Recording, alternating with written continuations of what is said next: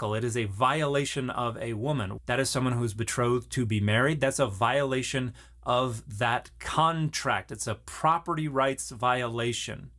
That is the husband's property there, and you have violated her, basically rendering her damaged goods.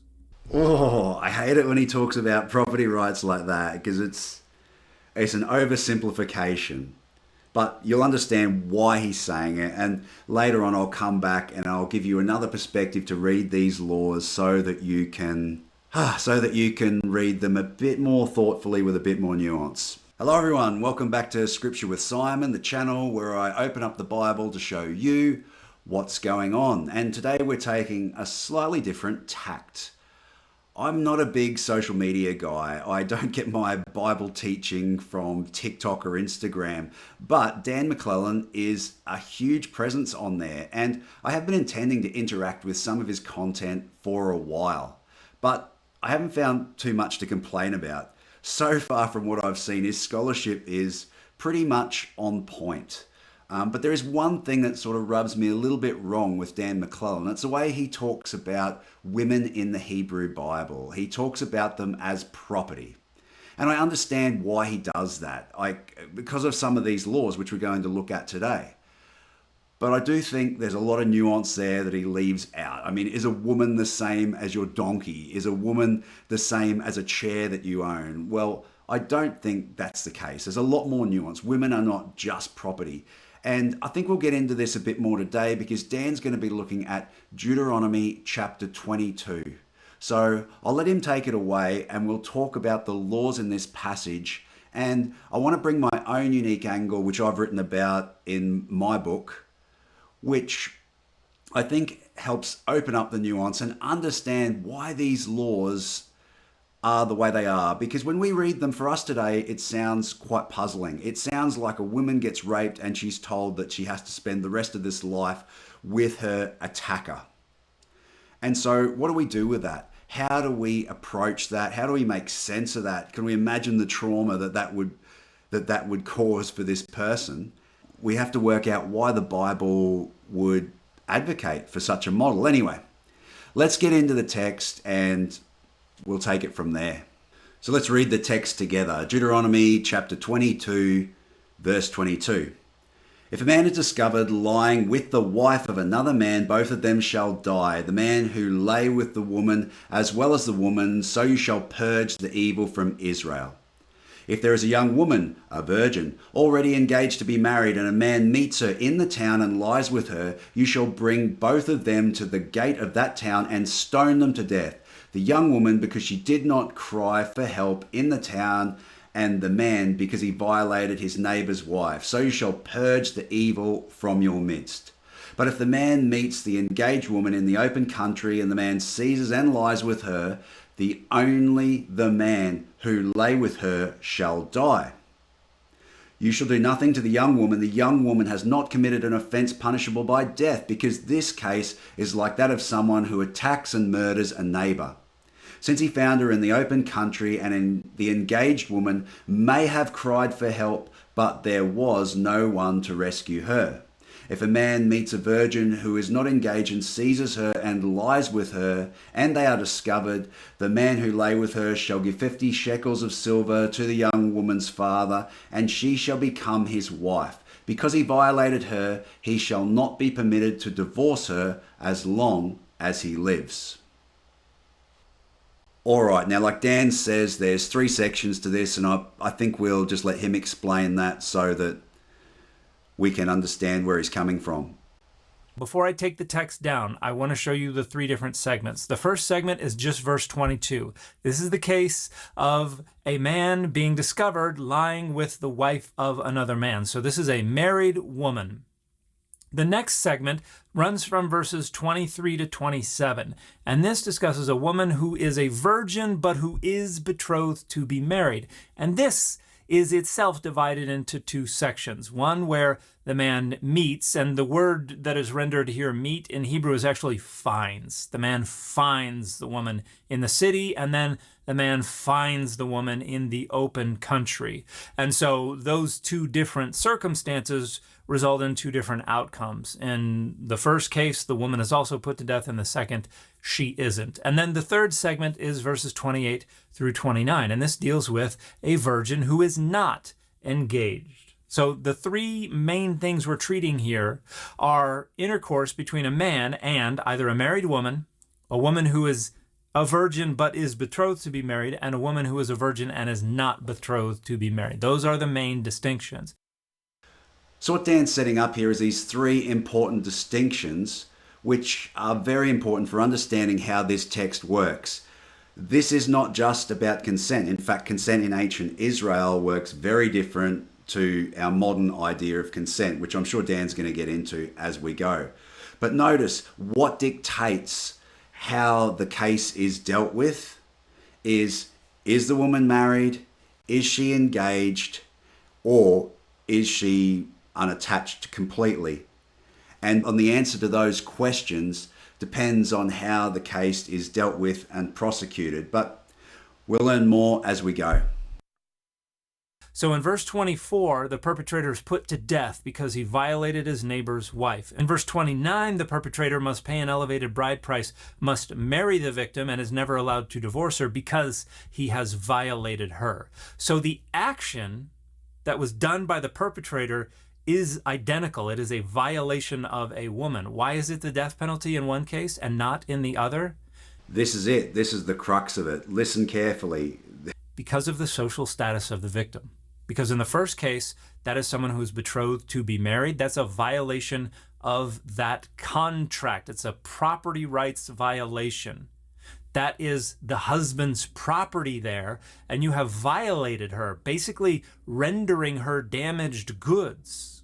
Whereas in verse 29, this is a woman who is a virgin who has never been betrothed.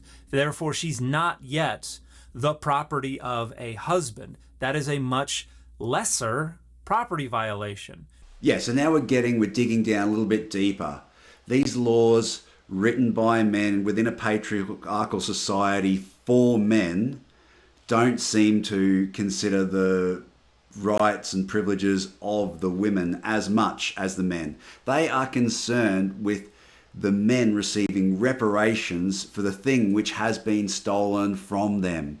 So in terms of the father who's had the virgin daughter, he needs to receive reparation from this person for the wrongs that he has suffered, for this decrease in a bride price, for the injury caused to his and his daughter's reputation and honor. That needs to be restored somehow, and these laws are very fixed on doing that. And the same with the person who is engaged to this woman. He has suffered a loss as well, and he must receive reparation or some sort of action to make peace.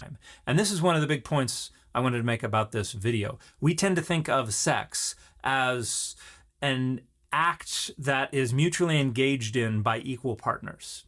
And that is not how sex was conceptualized in the ancient world. Sex was something that an active sexual agent did to a passive sexual object. And the agency and the consent of that object was not really relevant, which is why a woman couldn't really say no. The reason that there are punishments here is not because a woman has been injured or her agency or will has been violated. The point is to make whole the injured party, who is a man who asserts rights over the sexual availability and the procreative capacities of the woman. So this is a very important point that Dan is making here. We think of rape and sexual assault when we read these verses, but our modern ideas of these concepts just didn't fly in the ancient world.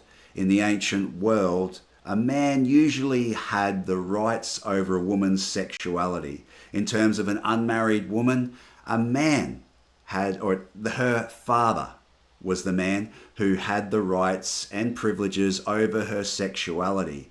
But in any case, the focus here is not on rape, It's on what has been taken from the male, how has he been wronged, what has been stolen from him, and that's why the relationship between the male in these cases and the woman who has been attacked or assaulted is the important thing. The man is the person who is in focus. And that's why Dan wants to talk about these things like property rights. So I can understand why he views it in that way.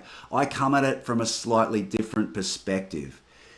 Because these women are not property. They're not like an animal. They're not like a donkey or a dog or a piece of furniture like a chair or table, which is just something that is owned, an inanimate object. No, it's a bit more nuanced than that. It's about relationships. But more importantly, I think it's about keeping peace within the community. That's the point of these laws, is about providing, recompensing people for their crime where appropriate, but also providing adequate compensation to the person who has been wronged. It's not about looking after the woman, protecting her rights. It's about the rights of the male. And so I don't think they're seen as property, but I do think we're dealing with a text that's written in a very patriarchal sense by men, for men, and it's trying to limit violence and bloodshed within a population. When things go wrong, how do we keep the peace? How do we stop violence from spiraling out of control? How do we stop this person whose wife has been violated and now he's jealous and he's angry and he's going to go after that guy who violated his wife? What do we get, whether she gave consent or not is irrelevant. What are we going to do in that situation? How are we going to keep the peace? Well, did she consent? Do we think she gave consent? If we do, then we'll kill her as well, because she was just as bad because she went along with it. Again, consent's not the same as in our world, but the whole idea you can see is really about what do we do with male rage and male anger, and how do we put things right? How do we assuage a person's rage when they have been wronged and now they are jealous and now they are hungry for vengeance? Here's some rules, here's some laws that we can allow a proper channel to vent that vengeance, to make the person who has been wronged or injured feel like there has been retribution, feel like there has been compensation and reparation, so that everyone can go on with their lives. What if we don't have rules and regulations like that? What happens? Well, the person who has been wronged goes, they kill the person who has done the wronging, who is the perpetrator in this sense. Then what happens? Well, their family gets upset and they seek vengeance by killing the person who killed them. And then that tribe, an avenger of blood, raises up from there and kills that other person, and so on and so forth. You begin to have a blood feud, a cycle of blood vengeance which spirals out of control. And so I believe these are the focuses of books like Deuteronomy, books and laws that try to stop this sort of male-on-male violence from getting off the ground. They are looking at what can cause these problems, what can spark male jealousy, anger, a lust for vengeance, and they say, let's nip it off at the source. Let's start to provide some sort of guideline for reparations, for the venting of vengeance, so that our communities can continue to live together. Now, not everything is perfect. And I think part of the reason why the woman is not considered so much in these laws is not that she is property, but that she is not viewed as such a threat. In terms of blood vengeance, blood fuels, it's the avenger of blood, a male relative who would rise up to avenge the wrong that has been done against them and their family. So the women are not part of this cycle of blood vengeance. And it's a theme you see throughout the Bible. It's interesting to go back and read the early chapters of the book of Exodus, for example. You'll notice that Moses, Pharaoh, they are engaged in this cycle of plagues and violence and death, whereas the women early on seem to be trying to stop it. Moses is saved by Miriam. Pharaoh's daughter rescues Moses from the bulrushes when Pharaoh is trying to kill all the Israelite children. It's all the women who intervene in this process to try and stop it. The Hebrew midwives disobey Pharaoh's command to kill all the Hebrew boys by throwing them in the Nile. And so there's this idea that men, and maybe not unjustified, but men are involved in this machine of reciprocal violence, and they are the threats, they are the problems, so they are the parties which Deuteronomy is trying to address so that we can have peace and harmony in the community. So while it might seem heinous to us that this woman, in the case of an unmarried woman who has been sexually assaulted, she has to spend the rest of her life with her attacker. And the way she feels about that, spending the life with the person who has traumatized her, may seem heinous and ridiculous, absurd even to us. We've got to understand that that's not the focus of these laws in Deuteronomy. They are trying to stop male violence and keep a lid on it so that the community can continue to function without self-imploding. And so that's why these laws might seem a bit off color to us. I don't think it's about women being treated like property, but I do think the focus of the laws is completely different. Anyway, hopefully you've enjoyed this video. If you had, give me a like, a subscribe, and I'll see you in the next one.